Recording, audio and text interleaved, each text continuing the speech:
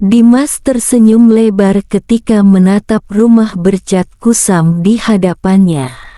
Meski catnya terkelupas dan beberapa bagian atapnya tampak tua, bagi Dimas, rumah itu adalah berkah. Dengan tabungan yang pas-pasan, ia bisa mendapatkan rumah sebesar ini untuk keluarganya. "Mas, serius mau tinggal di sini?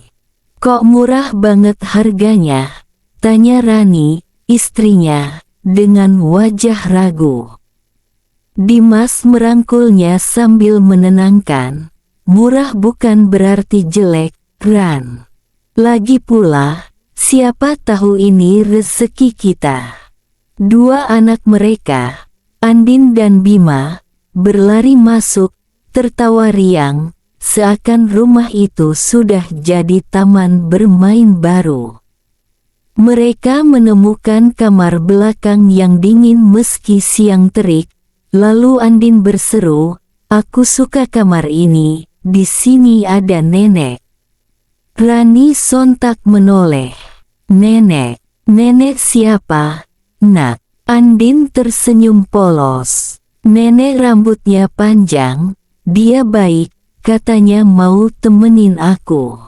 Rani merinding, namun Dimas menertawakannya. Namanya juga anak kecil, imajinasinya tinggi. Malam pertama berlalu tanpa kejadian aneh. Namun, pada minggu kedua, Rani mulai mendengar suara-suara. Saat memasak di dapur, terdengar bisikan lirih di telinganya. "Pergi, kalian pergi." Ia menoleh, tapi tak ada siapa-siapa. Malam berikutnya, langkah kaki terdengar jelas di lorong panjang menuju kamar tidur. Dimas bangkit, membuka pintu, namun lorong itu kosong. Bau anyir darah samar tercium. Puncaknya terjadi di malam ke-30 mereka tinggal. Rani mendadak jatuh di ruang tengah. Tubuhnya kaku, matanya mendelik putih, dan dari mulutnya keluar suara serak yang bukan miliknya. "Pergi, rumah ini bukan untuk kalian, ini milik kami." Andin dan Bima menangis histeris. Dimas hanya bisa memeluk anak-anaknya, sementara tubuh Rani menggeliat, tertawa panjang, membuat seluruh ruangan bergetar oleh aura mencekam. Sejak malam Rani kerasukan, suasana rumah berubah semakin menakutkan. Dimas berusaha menenangkan istrinya, namun setiap malam bayangan-bayangan gelap terus menghantui. Pintu kamar sering terbuka dan tertutup sendiri dengan suara keras, meski tak ada angin. Bau amis darah semakin menyengat di ruang tengah, kadang bercampur dengan bau daging terbakar. Suatu sore, Bima menghilang. Panik, Dimas mencari ke seluruh ruangan. Ia menemukannya duduk di pojok kamar mandi, tubuhnya kaku, mata kosong menatap ke dinding. Saat ditanya, Bima hanya berbisik, "Nenek marah." "Yah, nenek bilang jangan tinggal di sini." Rani pun semakin sering kehilangan kesadaran.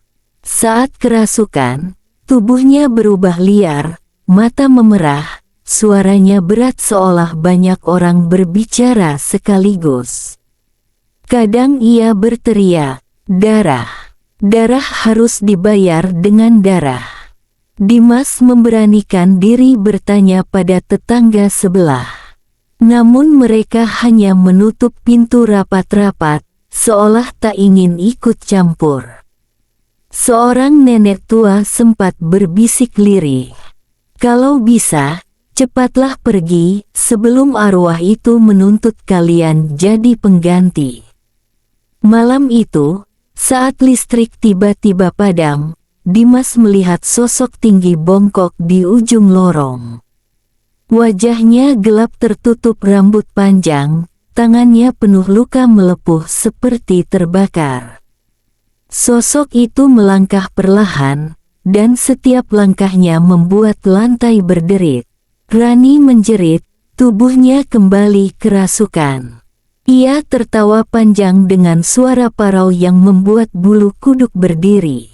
Sementara itu, kedua anak bersembunyi di balik pelukan Dimas, menangis ketakutan. Di tengah kegelapan, suara itu terdengar jelas dari arah lorong. "Kalian semua, milikku."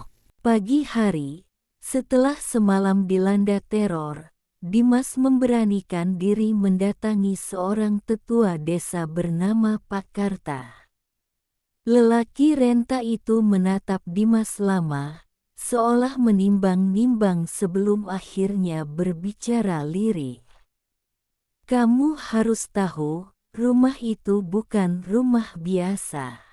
Itu dulu milik Mbah Sarpin, seorang dukun santet yang paling ditakuti di desa ini." Pak Karta menjelaskan bahwa puluhan tahun lalu, banyak orang mati mendadak karena santet Mbah Sarpin. Warga yang putus asa akhirnya menyerbu rumah itu. Mereka menyeret Mbah Sarpin keluar, menghajarnya hingga tewas, lalu membakar tubuhnya bersama rumahnya. Namun, arwah Mbah Sarpin tak pernah pergi. Roh dendamnya terjebak bersama jiwa-jiwa korban santet yang ia korbankan. Rumah itu dikutuk. Setiap yang tinggal di sana, arwah Mbah Sarpin akan menuntut mereka jadi pengganti tumbalnya, kata Pak Karta dengan suara bergetar. Dimas segera pulang, berniat membawa keluarganya pergi. Namun, sesampainya di rumah, ia mendapati suasana sunyi mencekam. Lampu-lampu berkedip, udara terasa panas bercampur bau daging hangus. Di ruang tengah, Rani berdiri dengan mata merah menyala, memegang pisau dapur.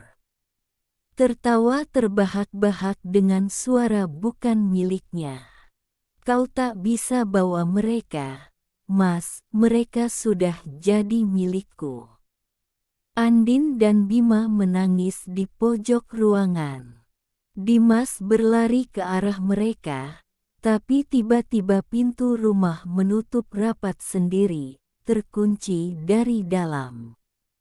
Bayangan hitam besar muncul di dinding, wujud bongkok dengan wajah hangus, matanya merah menyala. Suara bergema memenuhi seluruh rumah. "Kalian semua pengganti, kalian tidak akan pernah keluar dari sini." Dimas berteriak, memeluk anak-anaknya erat-erat. Rani semakin mendekat dengan pisau terangkat tinggi. Suara tawa Mbah Sarpin bercampur dengan tangisan anak-anak, menggetarkan setiap sudut rumah itu. Dan pada malam itu, rumah kutukan kembali menelan penghuninya.